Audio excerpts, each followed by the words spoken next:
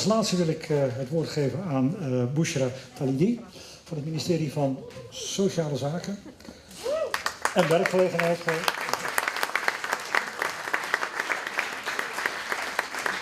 En belast met de portefeuille Diversiteit. Good evening. Goedenavond. Assalamu alaikum.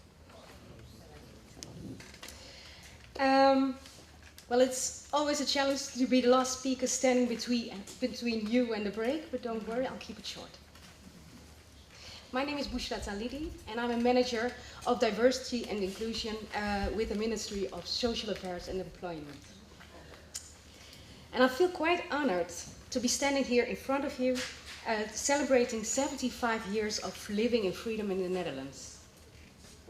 Everyone matters. That's today's topic. It has actually been the central guideline of my personal and professional life. For me, it's the freedom of being your own unique self, of being acknowledged, appreciated, and seen as an individual. Because we are all immensely valuable, and we each contribute to society in our own way. Now, I must confess, as a young girl, I literally fought for the principle. I used to hit people who made discriminatory remarks towards me and my family. Luckily, I learned to use my words and influence now. As a young woman, I decided to study law. I wanted to assist people who have been wronged by others. As a legal representative, I fought for my clients many times. And often it felt like they regained a little bit of the personal freedom and dignity. And now I fight for diversity and inclusion. I know now I can't save the world from injustice. Nobody can. But I do believe we can make the world around us a little bit better and fairer. We have to do it together though. We can start tomorrow at our own work floor.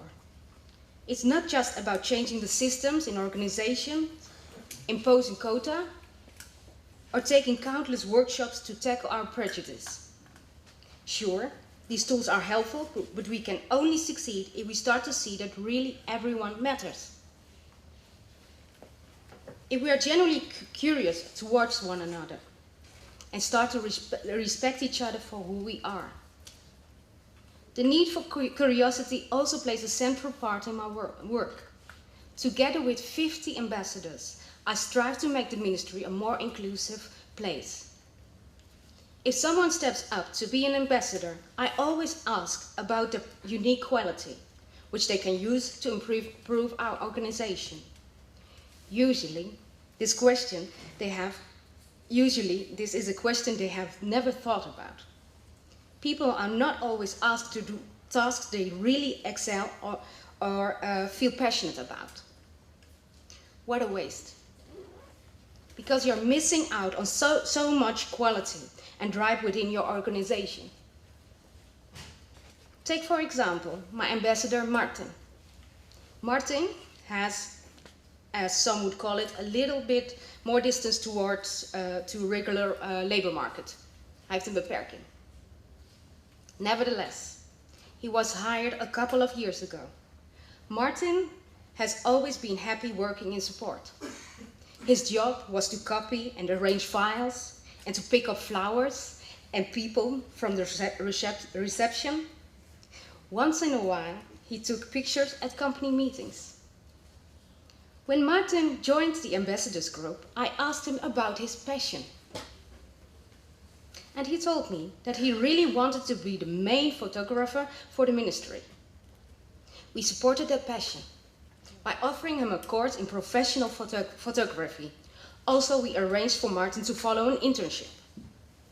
Inclusion can be that simple. And yet, some members of our society sometimes do the exact opposite. They exclude one another.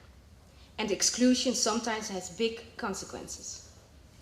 When thinking of our 75 years of freedom, I can't help thinking about those horrific murders in New Zealand.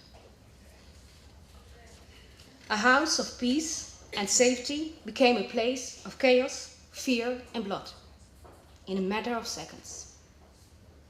However, from all this evil arose Prime Minister Jacinda Ardern as a powerful and inclusive leader. She brought about never before seen love and togetherness.